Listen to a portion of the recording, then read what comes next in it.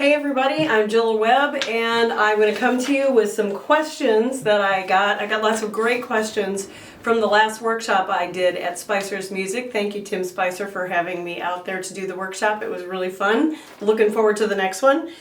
One of the questions that I thought I would address is, what are some of the things aspiring musicians / vocalists can do right now to prepare and get ahead in the game?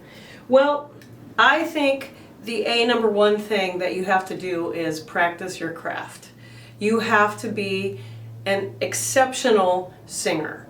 Commercial music singers need to start being of the mindset that they have to be exceptional singers and performers and songwriters. So the best thing I think you can do to prepare for the long haul, the long game that will be your career, is to really prepare yourself. And here's why I say that. If you go out to a concert and you spend lots of money and you see an artist that you love and they're fantastic, and then you go back a few months later and they're not really very good, right? And then you go again and they're like, okay.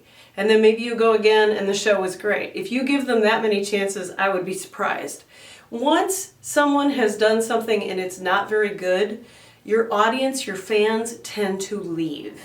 So the thing that you as a young artist and young vocalist or musician have to be concerned about is consistency. You have to be able to put out a great performance, an exceptional performance. You have to give your fans an experience that they're going to go away talking about. You have to build memories for them. And if you're not having a great night and your technique is not up to the level where you can get through it and still make it a great night for your fans, if it's bad for them, they're not going to come back. You're not going to build a fan base. You're not going to be booked back into the venue, because if you don't consistently bring people in, you don't get jobs.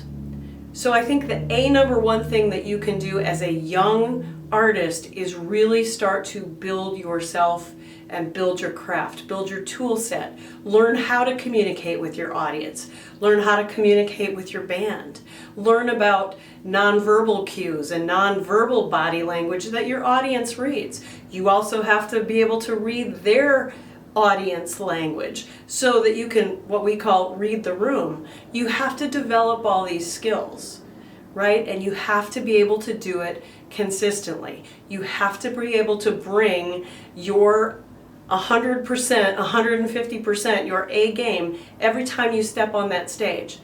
And so that means consistency. And how do you do that? You practice, and you practice, and you practice, and you practice some more.